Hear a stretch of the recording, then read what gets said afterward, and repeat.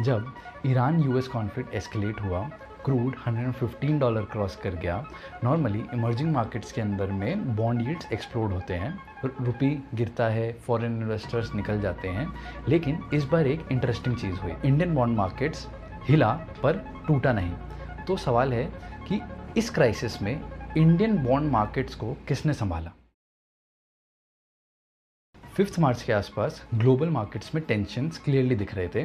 Oil prices बढ़ रहे थे, मिडिल ईस्ट के अंदर में टेंशन्स इंटेंसिफाई हो रहे थे, और इस सब के बीच इंडियन बॉन्ड मार्केट्स के OIS कर्व्स ऊपर शिफ्ट हो रहे थे। 1 ईयर OIS 553 से 555 एंड 2 ईयर OIS 567 से 569 हो रहे थे।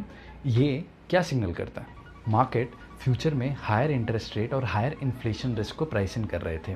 लेकिन यहाँ एक सरप्राइज हुआ, इंडिया के 10 ईयर बॉन्ड 648.35 का यील्ड एक्चुअली गिर गया 667 से 664। क्राइसिस के बीच यील्ड्स गिरना अनयूजुअल है, और इस ड्रॉप के रीज़न थे हिडन बायर्स। इस बार हिडन बायर्स PSU बैंक्स थे, जिन्होंने एक ही दिन में 20,285 करोड़ के बॉन्ड्स खरीदे। यानी जब ग्लोबली पैनिक बिल्डअप हो रहा था, domestic balance sheets quietly bonds absorb कर रहे थे। इसी वजह से एक buyers of last resort create हो गया। 9 मार्च को सिचुएशन और सीरियस हो गई। ऑयल प्राइसेस $116 तक चले गए, रुपी 92 के ऊपर स्लिप कर गया, एंड OIS कर्व्स शार्पली ऊपर चले गए। 5 ईयर OIS एक ही सेशन में 16 बेसिस पॉइंट जंप करके 638 तक पहुंच गया।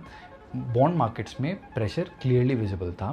10 ईयर इंट्राडे के यील्ड्स 678 तक स्पाइक कर गए, यानी पैनिक सेलिंग शुरू हो गई थी, और इसी मोमेंट पे RBI ने एंट्री ली।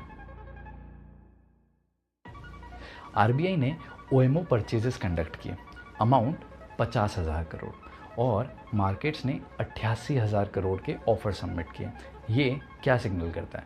मार्केट्स को लिक्विडिटी चाहिए थी और RBI रेडी था अब्जॉर्ब करने के लिए। सबसे ज़्यादा परचेज्ड पेपर कौन से थे? वो थे 601 GSEC 2033 एंड 633 GSEC 2035। और जब सेंट्रल बैंक मार्केट प्राइस से ज़्यादा पे बॉन्ड्स खरीदता है तो एक पावरफुल सिग्नल जाता है, लिक्विडिटी सिस्टम में अवेलेबल रहेगी। रिजल्ट 10 ईयर यील्ड जो 678 तक चला गया था, उस सेशन के एंड पे 672 पर स्टेबलाइज कर जाता है। लेकिन रियल कॉन्फिडेंस यहाँ आया। RBI ने इंडिकेशन दिया कि total OMO purchases 1 lakh crore के होंगे। ये सिर्फ लिक्विडिटी नहीं था, ये थी पॉलिसी सिग्नलिंग।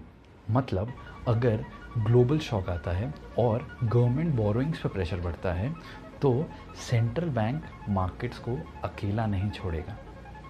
अगर इस एपिसोड को हम सिंप्लीफाई करें तो इंडियन बॉन्ड मार्केट्स को 3 फोर्सेस ने स्टेबलाइज किया। फर्स्ट RBI, जिसने OMO और लिक्विडिटी बैकस्टॉप्स कंडक्ट किए। PSU बैंक्स, जिन्होंने इंस्टीट्यूशनल बायर्स होकर के बॉन्ड मार्केट्स में पार्टिसिपेट किया, and domestic institutions, mutual funds and insurance companies. Example के लिए 565 लेवल्स पर 1 ईयर टी-बिल्स को insurance companies and mutual funds actively by कर रहे थे। यानी इंडिया का bond market domestic saving system से सपोर्टेड है। और शायद इसी से एक इम्पॉर्टेंट बात समझ आती है, ग्लोबल शॉक्स आएंगे, ऑयल स्पाइक्स होंगे, रुपी पे प्रेशर भी आ सकता है, लेकिन जब तक डोमेस्टिक बैलेंस शीट स्ट्रांग है एंड RBI लिक्विडिटी बैकस्टॉप्स प्रोवाइड करती रहेगी, इंडियन बॉन्ड मार्केट कोलैप्स नहीं करेंगे बट अब्जॉर्ब करेंगे। और इसी को कहते हैं फाइनेंशियल सिस्टम रेजिलियंस।